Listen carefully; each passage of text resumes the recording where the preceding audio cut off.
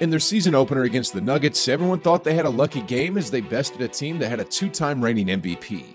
Then against a rising Timberwolves team that now has Rudy Gobert on its payroll, they were once again victorious, but people were still thinking, lucky games happen, right? Zion couldn't do anything against them as the Pelicans also fell in overtime. A week later, they bested the Memphis Grizzlies in back-to-back games, then followed that up by sweeping both LA teams and embarrassing the trio of LeBron, AD, and Westbrook. And the scary truth about all this is they don't look like they're going to be slowing down anytime soon.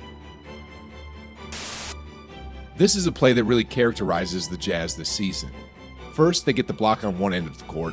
Next, they push the ball fast in transition and everyone runs. Then, as the defense is scrambling, they locate the open man, which in this case, who is Walker Kessler, who then slams it home with no resistance.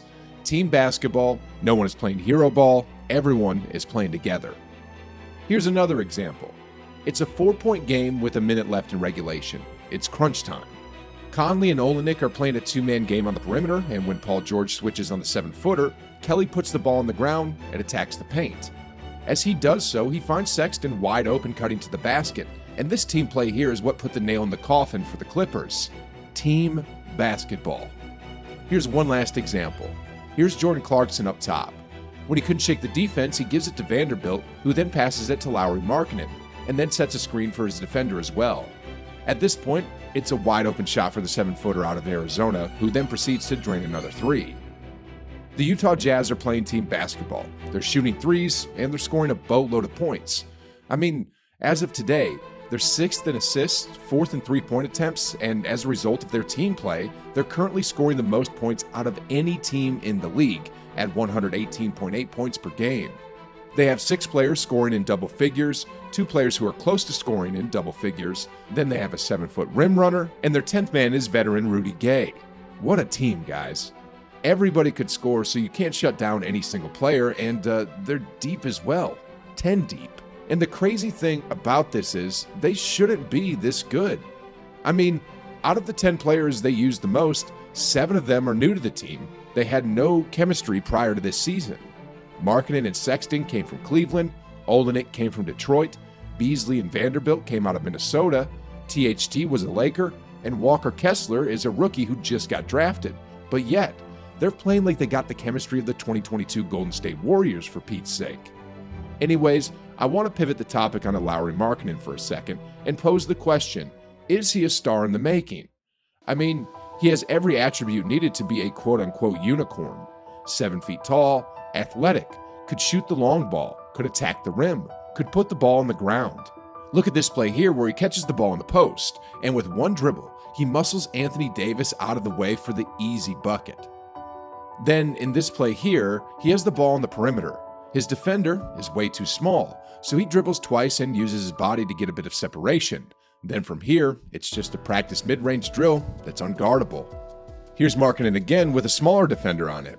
He takes 3 dribbles and spins in the paint. Then he does a one-legged fadeaway that's unguardable, and that's just money. Here's one last look. Markkanen sets a screen for Clarkson. Then, when both defenders stick on the ball, he gets open for a split second on the perimeter, and splash.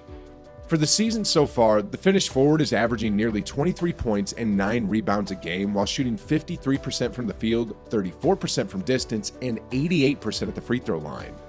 If he could keep this up, and if the Jazz can continue winning games, then I'd be extremely surprised if he doesn't get selected to the 2023 All-Star team. And that brings me to my next point.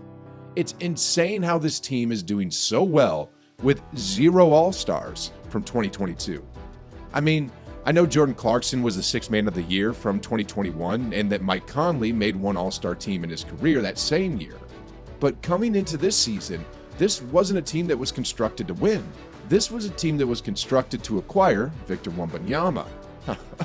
Yet somehow, they're beating teams composed of superstars like the Lakers, they're beating teams that are on the rise like the Grizzlies, and heck, they even took out Trae Young and the Hawks on their home court.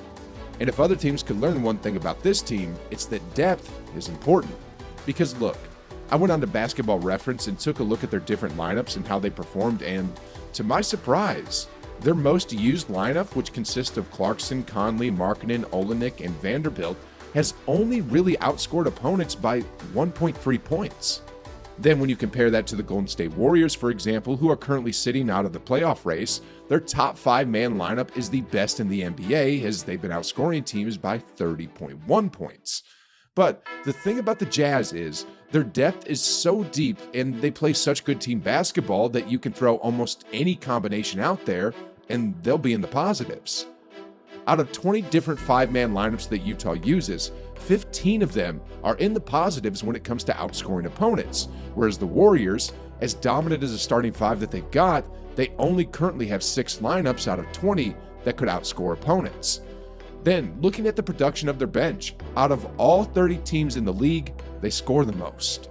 And that's pretty much the tail of the tape when looking at how the Jazz have been on this Cinderella run that nobody saw coming. The question here is, how sustainable is this going forward? Last season, in 2022, the Washington Wizards almost got out to a hot start at 10-3, but then as the season progressed, they cooled off, and when it was all said and done, they missed the postseason. We're all prisoners of the moment, and as of now, the Jazz are vastly outperforming everybody's expectations and deserve all the credit they get. If they can maintain at the top seed in the West and even be in the top 4, then that's a huge accomplishment for a team that was supposed to be in the lottery for the 7'4" Frenchman. And speaking of lottery, I want to pivot this discussion in that direction for just a moment. I don't know how Danny Ainge did it, but he completely finessed the Minnesota Timberwolves in that Rudy Gobert trade, and then with the Cavaliers, although Donovan is a great player, he got the better end of that trade too. I mean, on top of getting players that could compete and potentially make some noise in the 2023 postseason like Lauri Markkanen and Colin Sexton, the Jazz have a boatload of future draft picks to build for the future. Over the next 7 years, there are 4 years where they get 3 first-round draft picks, and in the other years, they still get 1. Sheesh, guys. I don't know what's going on behind closed doors, but I'm sure the owner of the Jazz, Ryan Smith, and minority owner, Dwayne Wade, are looking carefully at the future crop of hoopers and are just absolutely thrilled at the type of team that they could build going into the future. And with the rise of skilled players being developed these days, I wouldn't be surprised if Utah becomes a perennial top 3 team in the West after they convert some of these first-round picks into all-star caliber players. Man, does anyone feel bad for Minnesota, however? I mean, in 2009, they drafted 2 point guards before Steph Curry. Then, just this past summer, they literally mortgaged their future and went all in on Rudy Gobert.